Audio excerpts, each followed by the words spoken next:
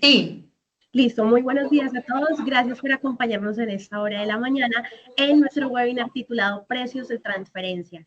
Este es un evento que realizamos a nombre de la firma PKF Cabrera Internacional. Recuerden, PKF Cabrera es una firma local con corazón internacional. Somos parte de la red de firmas PKF y contamos con presencia en Colombia, en la ciudad de Bogotá y en Santiago de Cali. sí, ya En busqué este porque momento se me estaba entrando. inicio nuestro webinar Precios de Transferencia. Este es un espacio pensado para importadores y exportadores y aquellas personas que pertenezcan a empresas que deseen realizar transacciones con vinculados económicos en el exterior o ubicados en zona franca. Y les recordamos que el objetivo de este espacio es conocer los aspectos básicos del procedimiento de precios de transferencia. Para el desarrollo de este espacio nos acompaña nuestra experta en el tema, Laura María López. Ella es abogada con más de 15 años de experiencia en estudios de precios de transferencia y cuenta con experiencia certificada en México por el Centro de Estudios Administrativos y Tributarios CIAT. Hasta la fecha ha realizado un aproximado de 800 estudios relacionados con los precios de transferencia y cuenta con un reconocimiento en régimen cambiario, procesos de inversión extranjera y manejos en fondos desde y hacia el exterior. Así que esas es las credenciales que acompañan a nuestra experta en el tema. Los dejamos en compañía de ella. Y por último, quiero cerrar mi breve intervención indicándoles que en el espacio de chat encontrarán la lista de asistencia. Esa lista es muy importante, ya que con la información suministrada en este formulario enviaremos la grabación de esta sesión. Bienvenidos. Buenos días, Luisa, muchas gracias por tu introducción. ¿Me escuchas bien, cierto? Listo. ¿Correcto?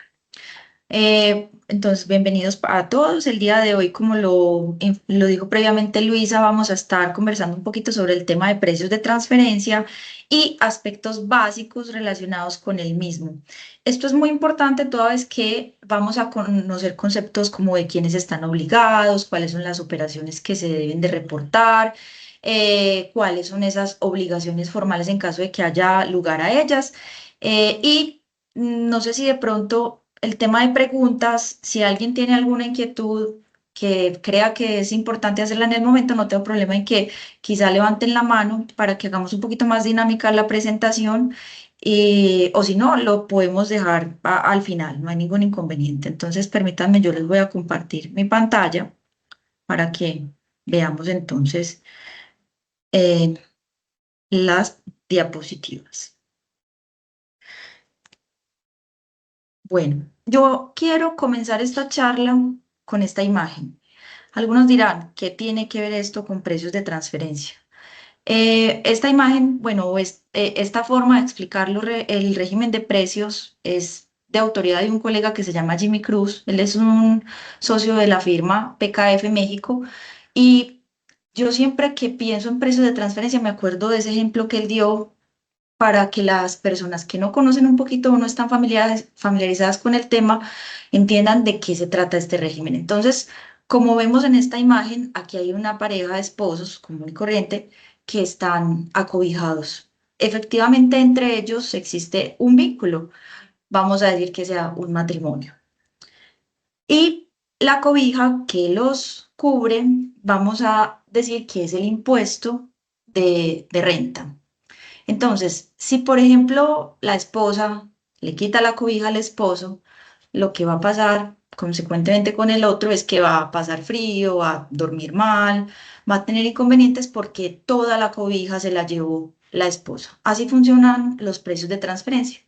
Cuando hay una relación de vinculación entre empresas o personas que se encuentran en jurisdicciones en donde hay unas tarifas de los impuestos diferenciales, o sea, por ejemplo, hay una que tiene una tarifa inferior a la otra, y si la otra se lleva el impuesto hacia su jurisdicción, por ende, en la otra va a pasar frío, va a tener menos impuestos con los que consecuentemente se hace la inversión pública, el gasto público y todo lo que necesita un Estado. Entonces, cuando hablamos de precios de transferencia, les hago las explicaciones porque a mí frecuentemente me dicen precios de transferencia, eso es lo que vale una transferencia bancaria. Sí, yo ya sé cuánto me vale $30.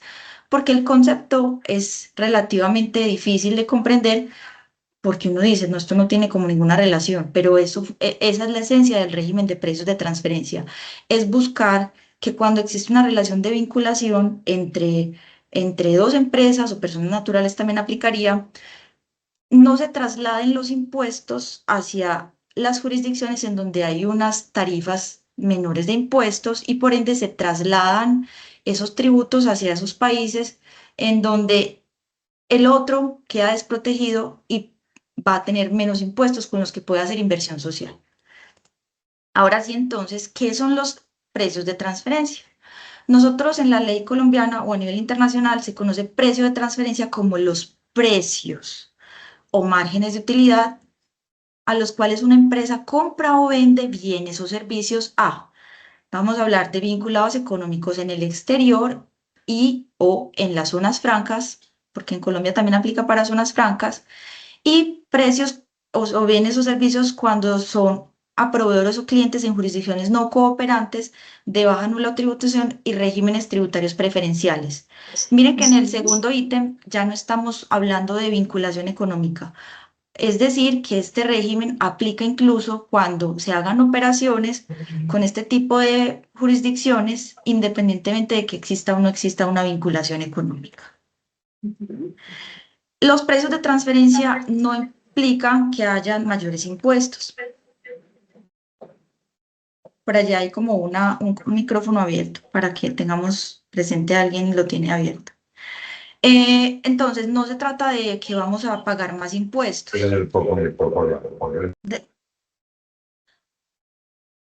El objeto del régimen implica es transparencia y claridad de operaciones a nivel internacional o cuando se hacen transacciones con, vamos a decir, como con paraísos fiscales que son jurisdicciones no cooperantes y regímenes tributarios preferenciales para que esas transacciones se hagan a precios de mercado. Es decir, se trata de un tema de transparencia. No necesariamente se trata de que vamos a pagar mayores impuestos, sino de pagar el impuesto que sea justo para cada país, o sea, pagar lo que se corresponde en cada una de las jurisdicciones.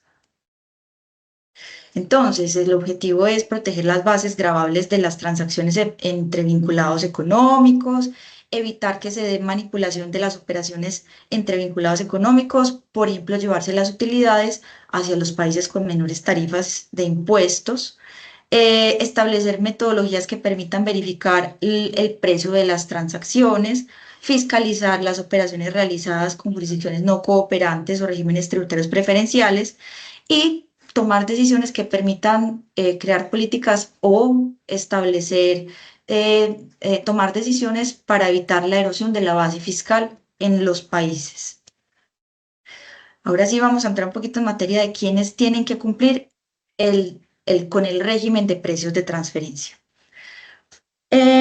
Nosotros, cuando hablamos de quiénes están obligados, vamos a tener el régimen de precios, es un poquito complejo porque tiene como unas obligaciones que son escalonadas y tienen unos topes.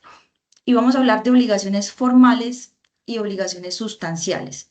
Entonces, vamos a mencionar primeramente que las empresas que tienen que cumplir con el régimen es que sean contribuyentes del impuesto sobre la renta y complementario. Es decir, que si hay una empresa que no es contribuyente del impuesto porque es una sociedad, por ejemplo, extranjera, no tendría que cumplir con el régimen de precios de transferencia. Aquí también vamos a mencionar algo y es que es una pregunta que me han hecho y qué pasa con las del régimen especial, entidades sin ánimo de lucro. Estas empresas también les aplica el régimen de precios de transferencia porque ellos son contribuyentes del impuesto. Lo que pasa es que tienen una tarifa diferente, pero cumplen con el requisito de ser contribuyentes del impuesto sobre la renta. El segundo es que realicen operaciones con vinculados económicos en el exterior o vinculados en zonas francas.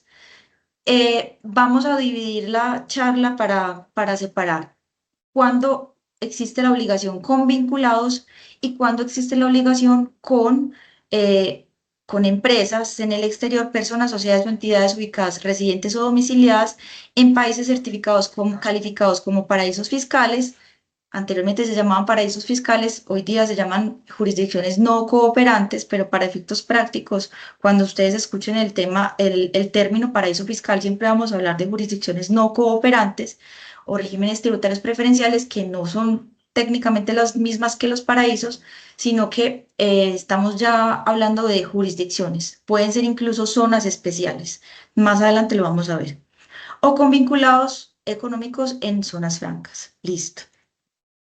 Vamos a comenzar desarrollando el tema de quiénes están obligados cuando sean vinculados económicos en el exterior o en zonas francas.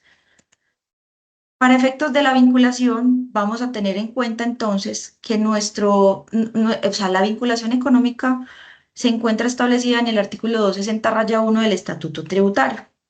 Esto es importante toda vez que antes de la ley 1607 del 2012, que no teníamos en el Estatuto Tributario un capítulo completo que tocara particularmente precios de transferencia, nosotros teníamos unos criterios de vinculación que estaban atados a IVA en el artículo 450 y 451 y a las causales de vinculación que se tienen hoy día en el Código de Comercio, el 260 y 261.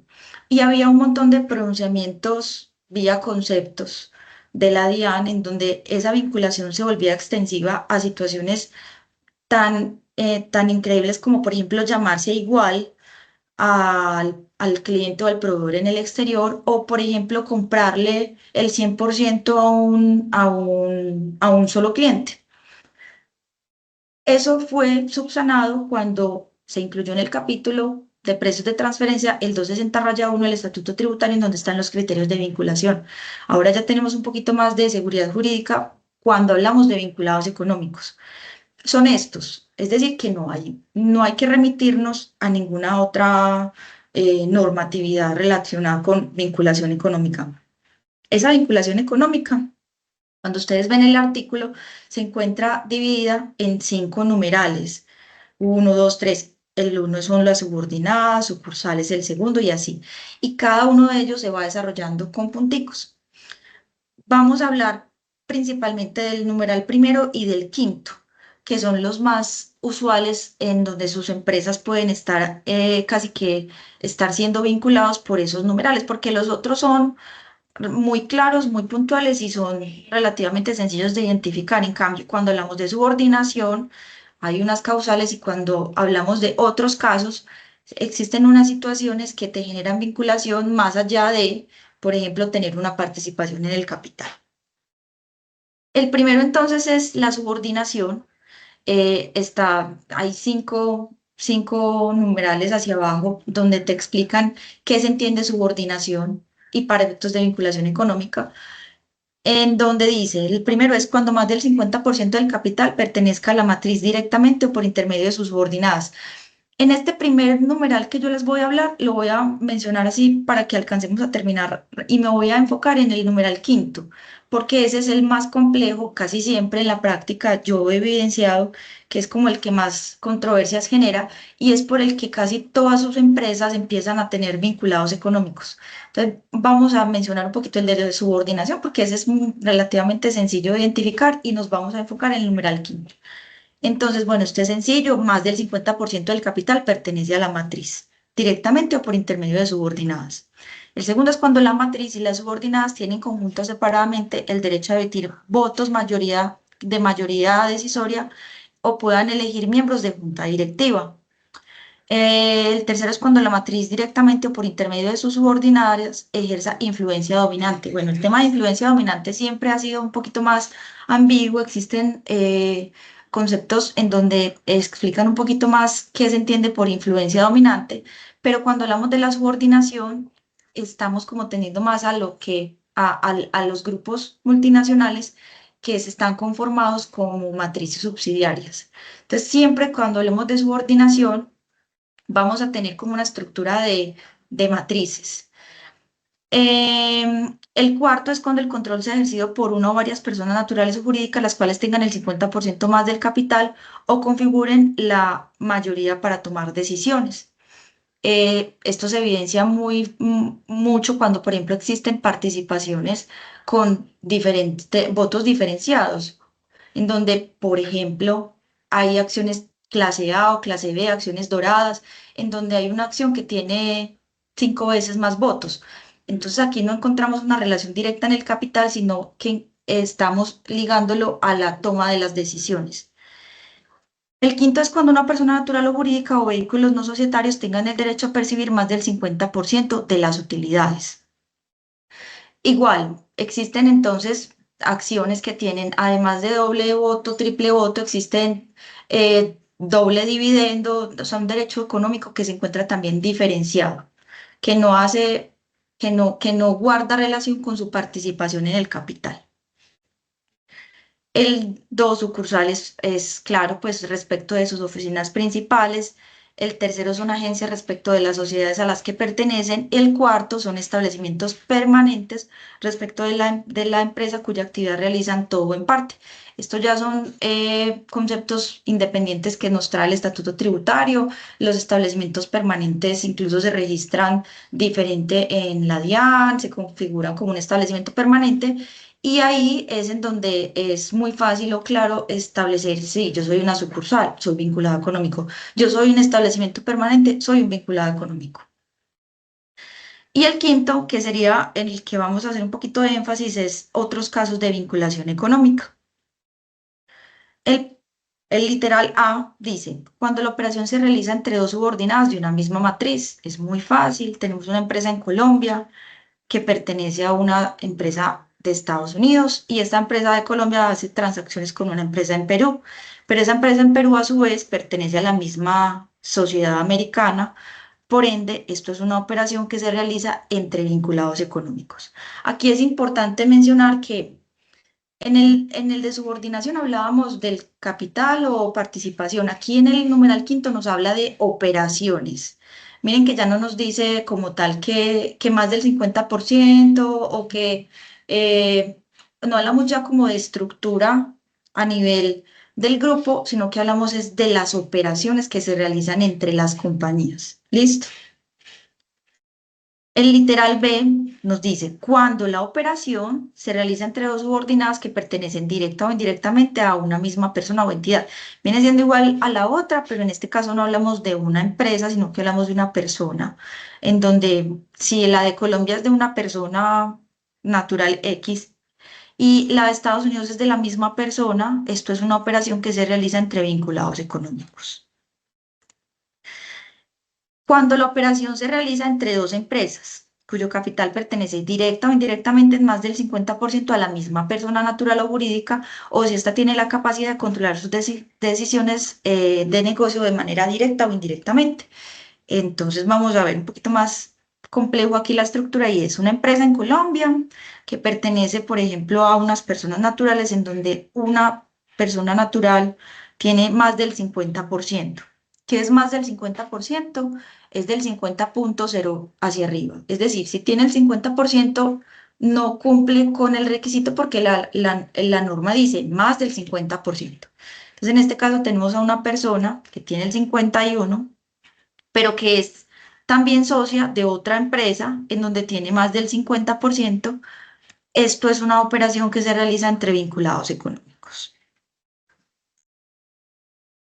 Luego el literal de este es quizá uno de los que más dolores de cabeza me ha ocasionado porque existe una interpretación que más adelante les voy a explicar y primero voy a hacer el ejemplo y es cuando la operación se realiza entre dos empresas cuyo capital pertenece directa o indirectamente en más del 50% a personas ligadas entre sí por parentesco o en parentesco, o sea, relación de afinidad o consanguinidad hasta el segundo grado de afinidad o consanguinidad o único civil. Entonces tenemos en Colombia una empresa, ¿sí? Que realiza una transacción con una empresa que se encuentra en Estados Unidos. Aquí voy a hablar, por ejemplo, también que se encuentra que haga operaciones con una empresa que se encuentre en zona franca. Resulta que si estas dos personas son esposos, esto es una transacción que se hace entre vinculados económicos. ¿Por qué les voy a hacer aquí, como les digo, que esto me ocasiona un poquito más de dolores de cabeza? Y es que cómo se computan esas acciones en el parentesco, ¿cierto?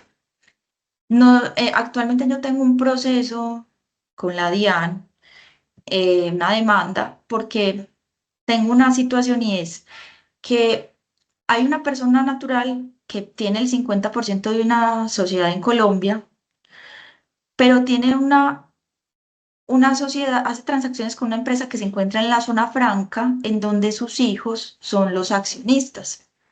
Resulta que la forma en la que la DIAN interpreta este artículo para efectos de computar esas acciones es que suma el capital suscrito y pagado de las dos entidades y calcula el porcentaje que se tiene hasta el segundo grado de consanguinidad sobre el total. Con lo cual sucede que cuando hay una empresa que es mucho más grande que la otra, que es el caso que yo tengo, la empresa del territorio aduanero nacional del TAN, es una empresa que tiene un capital suscrito y pagado de 100 millones de pesos y la de la zona franca de 1.500 millones de pesos.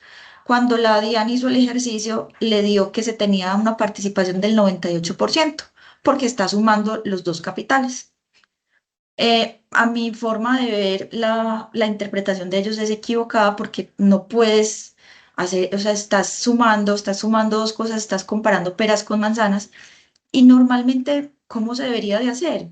Se debe de revisar si tiene más del 50% de cada entidad individualmente consideradas, es decir, separadas y no de manera conjunta, como lo hace la DIAN, como lo hace la administración. Si yo tengo más del 50% en una y más del 50% en la otra, por ejemplo, por medio de mis hijos, ahí sí se cumpliría el supuesto de la vinculación. Pero si yo tengo en una, pero no en la otra, no, para mí no habría vinculación económica toda vez que no se tiene más del 50% de las dos entidades. Y aquí, cuando ya tengamos algún fallo en ese caso, estaré esperando decirles que ganamos, porque efectivamente, para mí, la forma correcta de computar esa vinculación o de cuantificar el capital que se tiene es por cada una de las entidades. ¿Por qué? Porque si no, te volverías vinculado económico de una empresa, aunque tengas el 1% y aunque no controles. Y la esencia del régimen de precios de transferencia es la capacidad de controlar, de manipular las transacciones para poder alterar el impuesto de renta, por ejemplo, en este caso en el territorio aduanero nacional. Bien,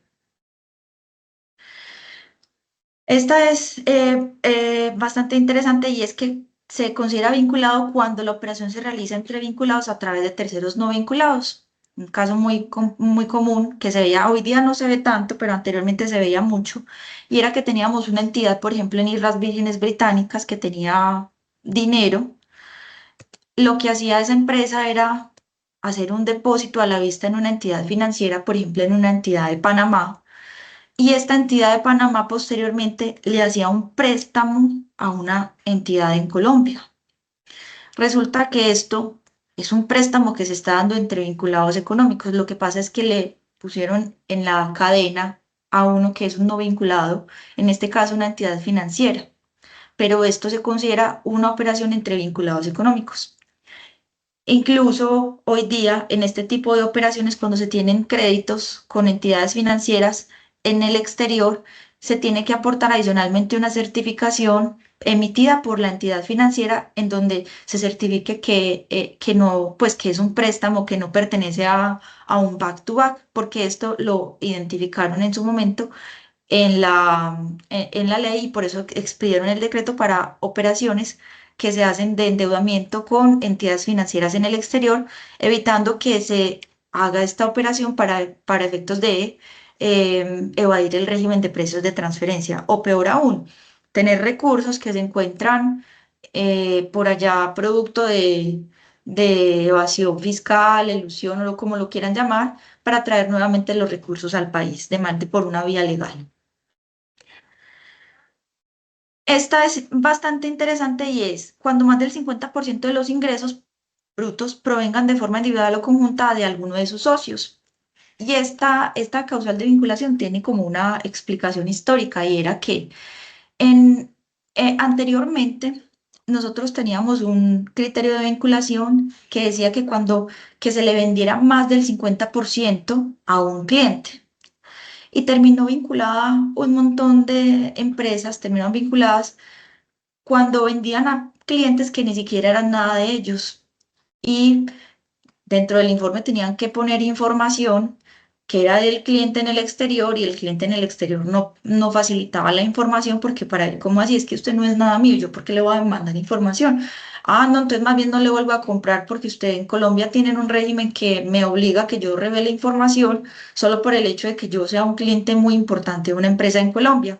Muchas empresas comercializadoras tuvieron que hacer precios de transferencia y hubo un montón de procesos sancionatorios, especialmente a empresas de comercializadoras de banano, porque esta causal se les empezó a presentar a ellos porque ellos tenían casi siempre un cliente muy importante al que le vendían más del 50% de su producción. Entonces fue modificado y fue cambiado a que cuando más del 50% de mis ingresos provienen de alguno de mis socios en el exterior.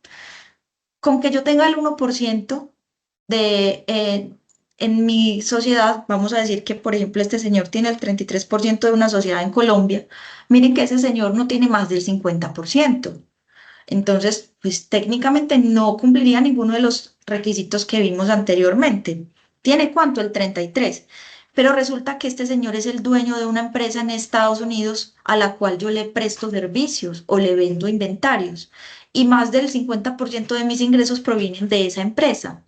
Entonces, esto es una transacción que se realiza entre vinculados económicos porque más del 50% provienen de una empresa que pertenece a uno de mis accionistas.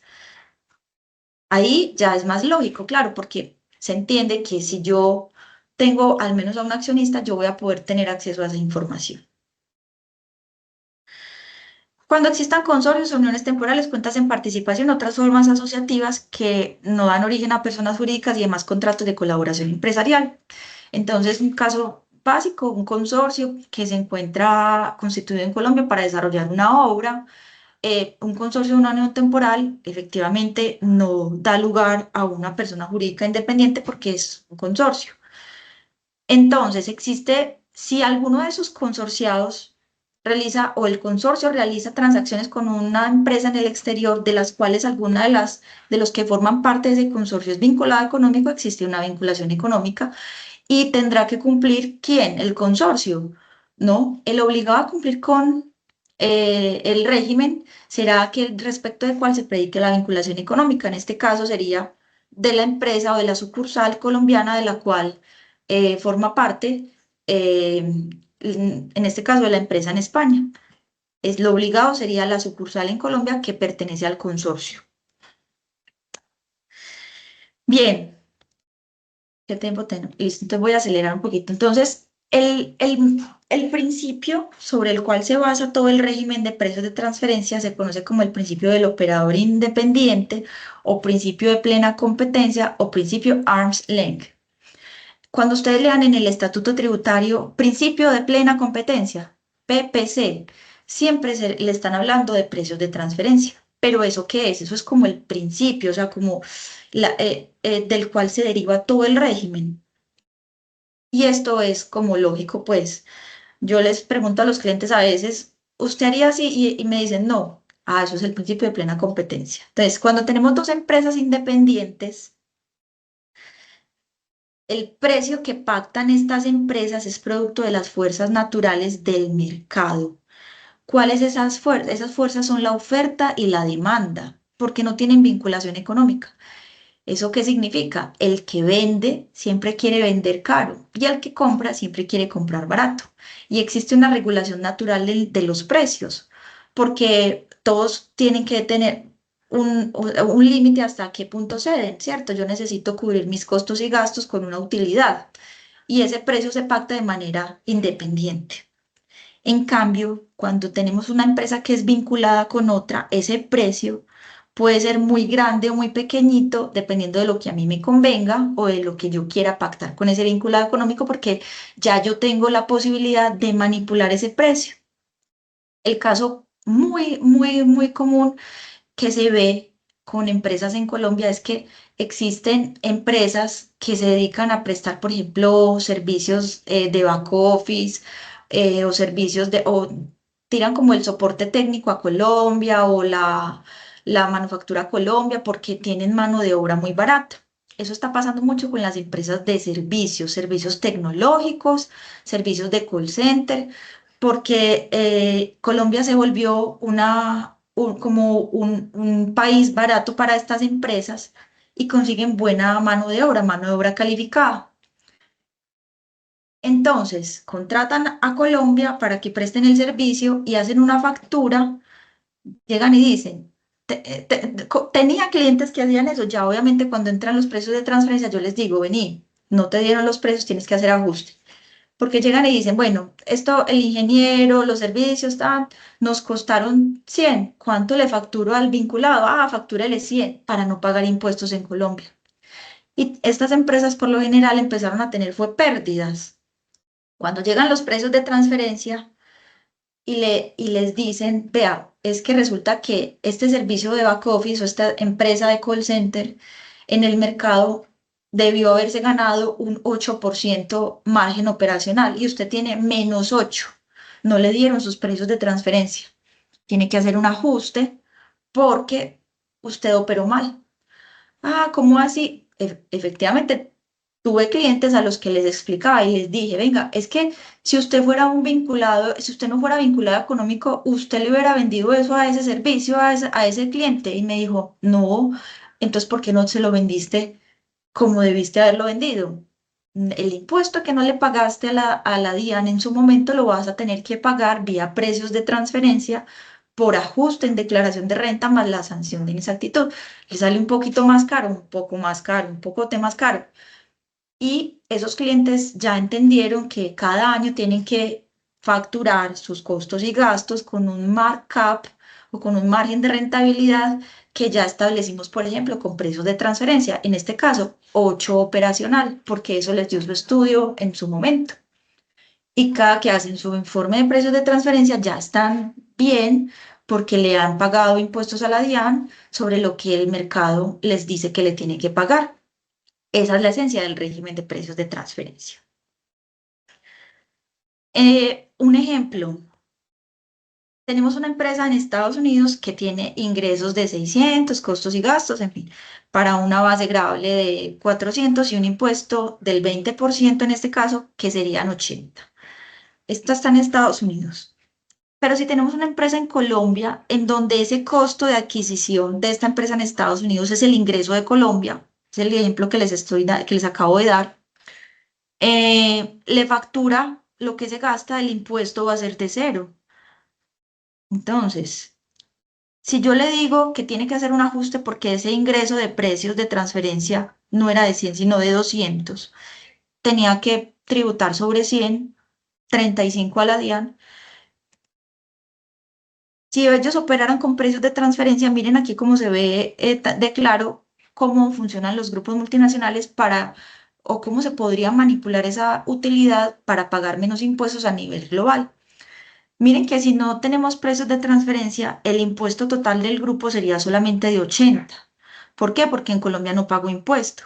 En cambio, si le hacemos precios de transferencia, el impuesto va a aumentar.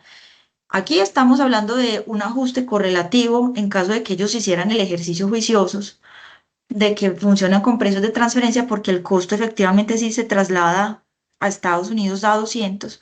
El impuesto con precios de transferencia va a pasar de 80 a 95. Pero si les hago el ejemplo del cliente que les digo que tuvo que hacer un ajuste, él no ajustó en Estados Unidos el costo se quedó igual, vamos a decir que el costo se quedó en 80 y tuvimos que ajustar en Colombia con sanciones a pagar 35. El impuesto fue mayor porque pagó 80 en Estados Unidos y 35 en Colombia. Eso da, pasó de 95 a 115. Así es como funcionan los precios de transferencia. ¿De dónde viene esto? De la Organización para la Cooperación y Desarrollo Económico de la OCDE. Esto es un régimen internacional que no es que solamente exista en Colombia. Actualmente este régimen opera en 76 países de 195, en donde se busca armonizar las metodologías. En casi todos estos países existen las metodologías aprobadas o bueno, de la OCDE. Hay países que se han desviado ligeramente a las metodologías o que no lo incorporan. Por ejemplo, Brasil, Estados Unidos tampoco incorpora, digamos, como tal esas metodologías, pero sí existen en la mayoría de los países lo que es el principio de plena competencia y existen metodologías para valorar las transacciones entre vinculados económicos. Entonces, si usted es una empresa que hace operaciones a nivel internacional y, por ejemplo, opera con México y nunca había escuchado de esto y posiblemente sea una empresa importante que supere unos topes importantes, tenga una alerta porque en México también tiene la obligación de presentar precios de transferencia. México es fácil para ustedes, pues en el mercado en Colombia, con qué empresas, por ejemplo, siempre para que lo tengan presente, con países como México, Argentina, Brasil, Perú, con Estados Unidos. Tenemos un mercado importante ya que se ha ido abriendo de relaciones comerciales. eh, en Estados Unidos no opera todavía el régimen obligatorio, pero hacia eso tiende. Existen unos reportes, pero todavía no existe, digamos, como una obligación. Entonces, con Estados Unidos estamos en la fila para que lo tengan en cuenta.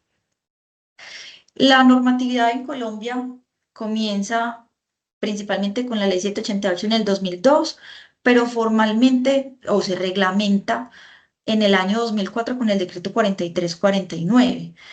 Ya es el 2024, ya cumplimos 20 años de haber empezado con precios de transferencia. Entonces ya somos un país que tiene una trayectoria importante y nuestro país ya pasó de hacer auditorías por temas de forma a hacer auditorías o fiscalizaciones de fondo. Eh, Empezaron a salir ya sentencias muy importantes de casos que venían en el Consejo de Estado por montos muy importantes. Lastimosamente, pues todo eso viene como con esa norma anterior, con esos criterios de vinculación anteriores que ya no existen, pero ya se están fallando, digamos, procesos que venían de hace muchos años. Entonces ya somos un país como más madurito en el régimen y tenemos que tener en cuenta que ya nuestra administración tributaria está muy capacitada para, para fiscalizar no solamente cosas como estás extemporáneo, estás omiso, a estás cumpliendo con el principio de plena competencia, estás aplicando el método adecuado, estás eligiendo las comparables adecuadas. Y existen, o por ejemplo, como lo que les contaba, criterios de vinculación económica con interpretaciones que ellos consideran que son de una forma y nosotros de otra, en fin. El decreto que tenemos vigente para precios de transferencia es el decreto 2120 del año 2017. Ese es nuestro decreto reglamentario con el que actualmente operamos o trabajamos precios de transferencia. Y adicional a esto tenemos dos decretos muy importantes, que es el decreto 1966 y 2095, que es el que nos trae el listado de paraísos fiscales, jurisdicciones no cooperantes, en este caso ya con el nuevo nombre que tienen, y el decreto 1357, que este sí es más nuevo, del 2021. Esto es como de diciembre, creo, del 2021. Esto fue hace antier, que nos trata los regímenes tributarios preferenciales. Y ahorita los vamos a ver. En nuestro artículo, en el Estatuto Tributario vamos a tener el artículo del artículo 260-1, perdón, se me movió, del artículo 260-1, que es criterios de vinculación, hasta el 260-11, que es el régimen sancionatorio.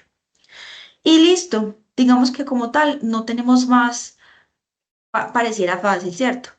Más normas de precios de transferencia. Existen obviamente conceptos de la DIAN, existen sentencias que aplicamos actualmente, pero en nuestra norma en Colombia como nuestra base, como nuestro marco normativo sería ese. Sin embargo, nosotros en Colombia, al formar parte de la OCDE ya formalmente, tenemos incorporado las directrices de la OCDE o las guías de la OCDE en materia de precios de transferencia como directrices válidas o como una norma, digamos, como se llama de soft law, de derecho suave, que no forma parte como tal de nuestro derecho interno, pero que sí se remite directamente a esas directrices con la que los que trabajamos precios de transferencia usualmente trabajamos. Esa viene siendo como la Biblia de los precios de transferencias. Se les llama las directrices de la OCDE.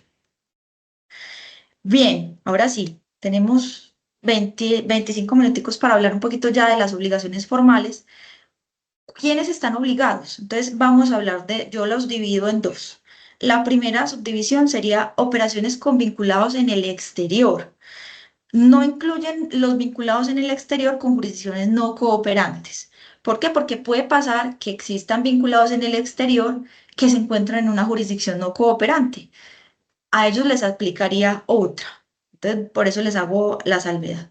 Entonces, ¿cuál es lo que vamos a ver? Vinculados en el exterior y en zona franca.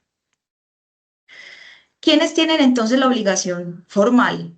O sea, como la sustancial. Formal no, corrijo, no, formal no. La de fondo, la sustancial. Quienes sean contribuyentes del impuesto sobre la renta, que tengan vinculados en el exterior o en la zona franca y que realicen operaciones con esos vinculados. Si usted tiene estos tres requisitos, ojo, usted ya tiene que cumplir con el régimen de precios de transferencia. ¿Cuál es ese? Con el principio de plena competencia. Operar como si fuera un tercero independiente. Haga de cuenta que su vinculado económico es un cliente más y que no es vinculado económico suyo. Si usted opera de esa forma, usted opera cumpliendo con el principio de plena competencia, porque usted lo trata como si fuera un tercero. Esa es la obligación sustancial. Pero, ¿cuáles son las obligaciones formales? Entonces, si yo hago operaciones con vinculados, tengo que cumplir esto, pero ¿cuándo me vuelvo obligado formalmente a reportar, a informar? Cuando cumplo con estos siguientes. Entonces, ¿cuáles son estas obligaciones? La primera de ellas es la declaración informativa individual de precios de transferencia, formulario 120. ¿Cuándo tengo que hacer esto? Cuando ya yo soy una empresa un poquito más grande, tengo un patrimonio bruto superior al equivalente de 100.000 UETs. Para el año 2023 son 4.241 millones de pesos. Miren que ya es como si la ley dijera, o me interesa vigilar a las empresas que son más grandes, porque el impuesto que me dejan de pagar por una operación con un vinculado va a ser más importante. Yo que me voy a poner a fiscalizar a los chiquiticos en este cuento que es tan técnico, tan costoso, relativamente tedioso, para que el impuesto que me están dejando de pagar sea mucho menor a lo que les vale hacer una fiscalización. Entonces aquí empiezan a separar cuáles empresas les importan a la administración, las más grandes. Patrimonio superior igual, superior a 100.000 UETs e ingresos brutos superiores o iguales al equivalente de 61.000 UETs. Estos son 2.587 millones de pesos. Si usted tiene alguno u otro, o sea, alguno de los dos, es decir, estos criterios son excluyentes. Si usted cumple cualquiera de estos dos, ojo, ya usted tiene que cumplir con la declaración informativa. ¿Por qué? Porque ya usted es una empresa que le importa la administración, ya usted está más grande. Aquí no hablamos de operaciones con vinculados, aquí estamos haciendo el chequeo de la empresa en completo, independientemente de que esos 2.500 millones no sean del vinculado, ya usted se volvió grande, usted ya tiene que reportarle a la DIAN como mínimo todas las operaciones que haga con su vinculado económico. Pero tenemos otra obligación que es el informe local. El informe local, yo no quiero enredarlos todavía con documentación comprobatoria, informe maestro, informe país por país, porque ese es un poquito más enredado. Entonces, por ahora vamos a enfocarnos en el informe local. ¿Quiénes entonces tienen que hacer el informe local? Los que obviamente tienen declaración de precios de transferencia porque superan estos topes y hacen operaciones con vinculados, pero que esa operación por tipo de operación sea superior al monto de equivalente a 45.000 VTs. ¿Cuánto es eso? 1.908 millones. Entonces, ¿qué quiere decir? Que si usted tiene un vinculado económico en la zona franca y usted tiene un patrimonio grande, ¿cuál? Superior a 100.000 VTs, y tiene ingresos brutos superiores a 2.500 millones, pero adicionalmente tiene una operación por tipo de operación que sea superior o igual a 1.908 millones, usted tiene que hacer el informe local de precios de transferencia. Esto es lo que nosotros conocíamos anteriormente como la documentación comprobatoria, pero cuando nos incorporamos con el proyecto de BEPS de la OCDE, que la acción 13 nos dijo que la documentación comprobatoria traía tres niveles, se partió en tres esa documentación comprobatoria. Esa partecita de la documentación comprobatoria que nosotros llamábamos el estudio de precios de transferencia se llama informe local. Y ese es el informe en el que yo le tengo que explicar a la DIAN cómo hice mis operaciones con vinculados económicos y explicarle la metodología y demostrarle que cumplo con el principio de plena competencia. Eso es el informe local. Entonces, yo les dije acá que era por tipo de operación. ¿Qué son los tipos de operación? Para precios de transferencia nosotros tenemos cuatro tipos de operación: los ingresos, egresos, otras operaciones y unos que se consideran de información. En el primero, voy a pasarlos muy rápido, pero para que hagamos un ejercicio, es qué tipo de operación se considera cada uno de estos. Por ejemplo, el primero, netos por venta de inventarios producidos. Si yo fabrico vestidos de baño y los exporto a Estados Unidos, eso es una operación que se llama netos por venta de inventarios producidos. Si esa venta de vestidos de baño supera, voy a regresarme, 1.900 millones de pesos, yo tengo que explicarle a la DIAN en un informe local por qué vendí los vestidos de baño al precio que los vendí y si los vendí bien a mi vinculado económico.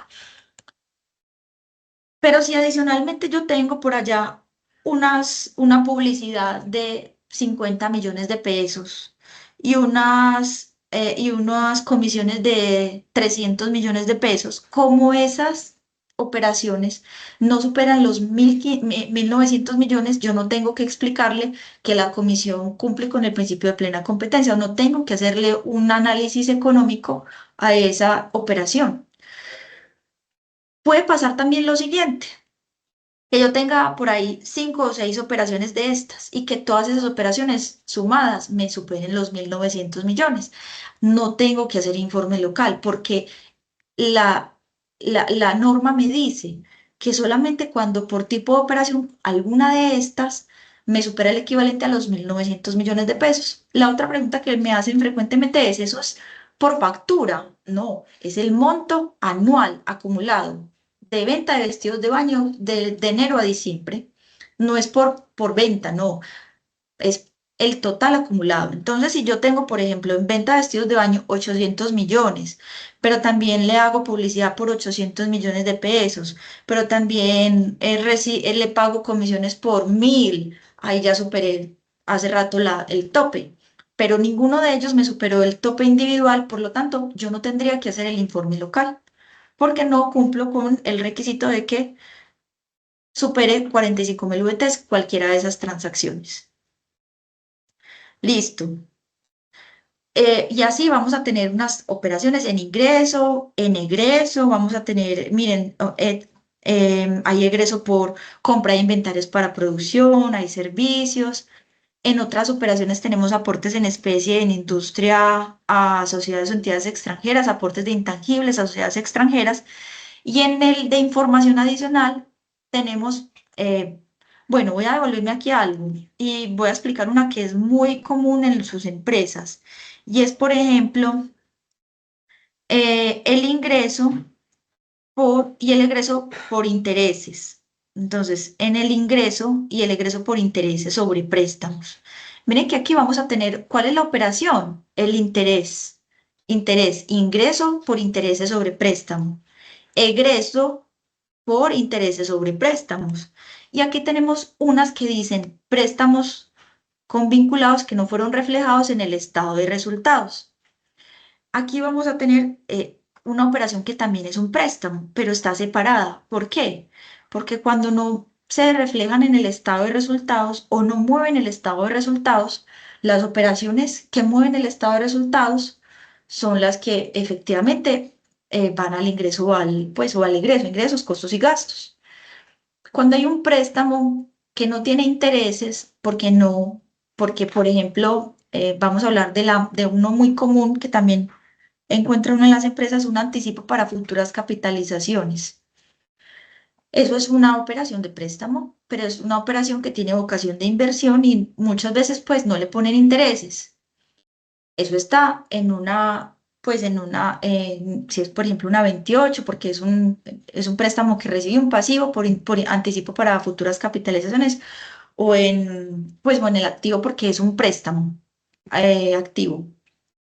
Eso no tiene intereses. Eso no tiene o sea, no se considera operaciones de ingreso o egreso porque no tienen intereses y se reportan en la información adicional. Eh, entonces, para determinar el tope en las operaciones de préstamos que mueven interés, las de uno y 2 ingresos o egresos por intereses, en el interés ustedes pueden tener 100 millones de pesos. ¿Cuál es la operación? Ingreso por intereses por 100 millones de pesos. Resulta que el tope de los 45.000 VTs, para saber si usted tiene que hacerle el informe local a esa operación o explicarle a la DIAN que usted le prestó bien prestado a un vinculado, no se tiene en cuenta los intereses, sino el monto del principal recibido o prestado. Si ese monto del principal es de $1.000.000 o 5.000 millones de pesos y los intereses son 100 millones de pesos, el monto del principal supera las 45.000 VTs. Usted tiene que explicarle a la DIAN si usted prestó bien esos 5.000 y claro, tiene lógica. ¿Por qué? Porque la operación principal son 5.000 millones y el interés son 100 millones de pesos. Eso está como muy chiquito, ¿cierto? Entonces, para efectos de cuantificar el tope en las operaciones de préstamos con intereses, se tiene en cuenta el monto del principal recibido o prestado. Y si la operación no afecta al estado de resultados, es decir, que se trata de las que se consideran informativas, que están en el numeral cuarto, operaciones informativas, ahí, como no afecta al estado de resultados, que es en últimas por medio del cual usted le está pagando el impuesto a la DIAN, porque se aumenta o se disminuye la utilidad. Como usted no lo afectó, a la DIAN no le importa si usted recibió 5.000 millones de pesos de anticipo para futuras capitalizaciones o mandó a México 10 millones de dólares porque iba a montar una planta en México como anticipo para futuras capitalizaciones. ¿Por qué? Porque usted en últimas no erosionó su base por el componente de intereses. Entonces se informan, pero no se analizan. ¿Listo?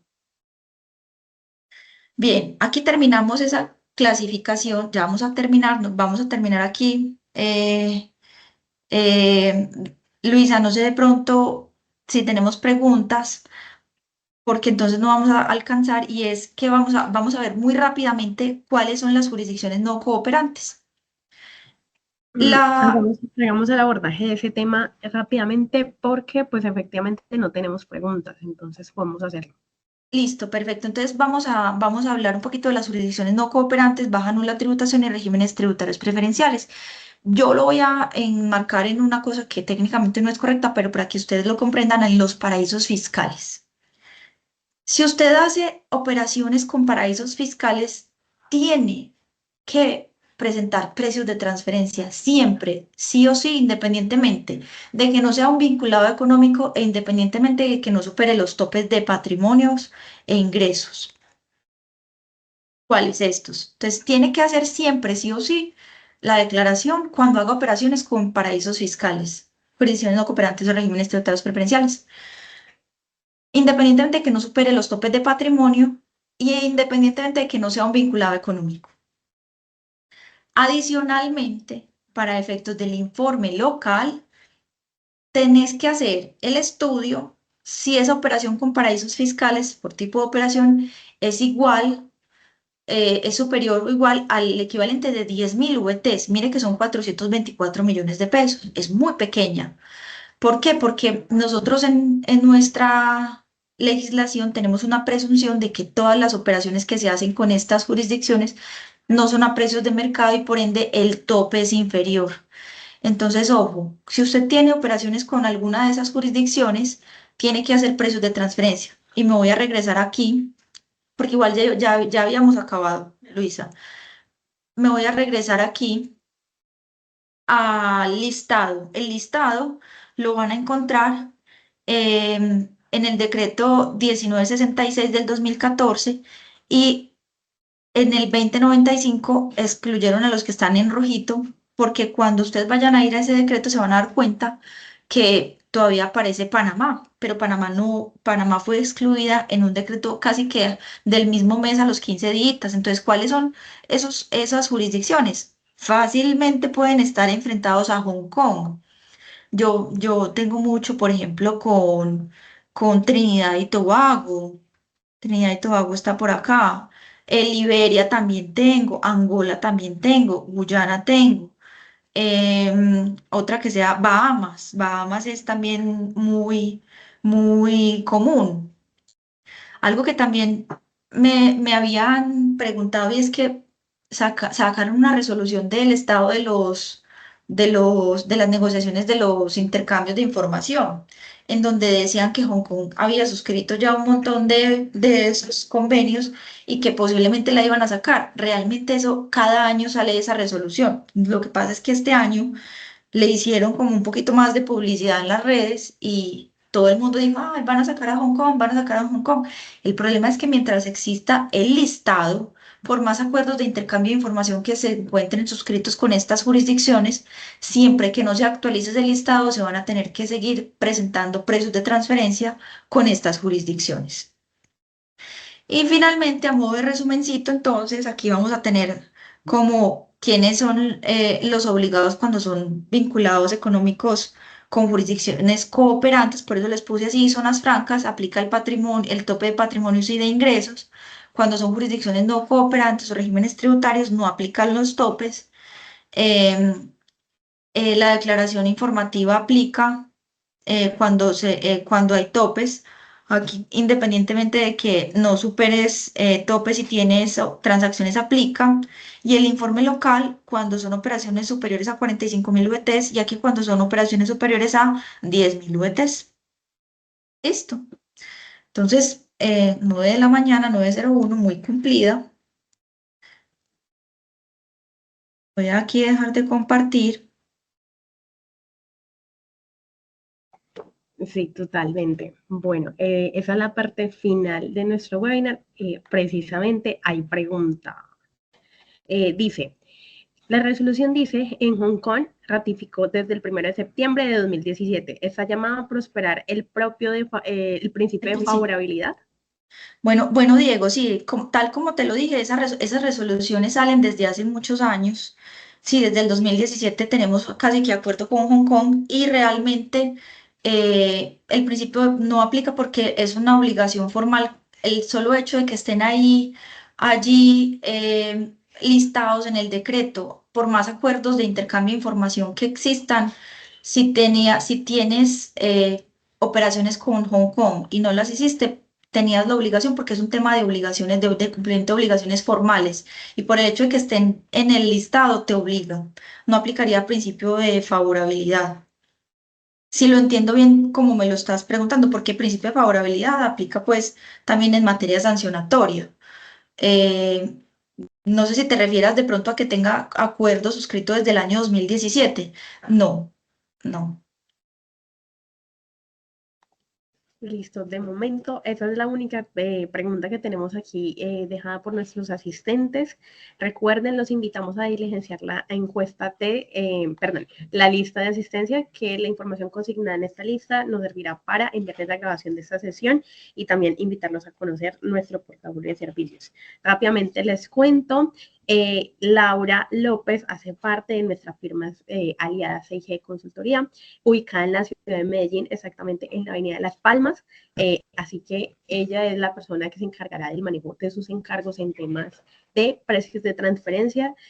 Ustedes pueden consultar toda la información de nuestro aliado en www.6gconsultoría.com. Esa es la página de nuestro aliado.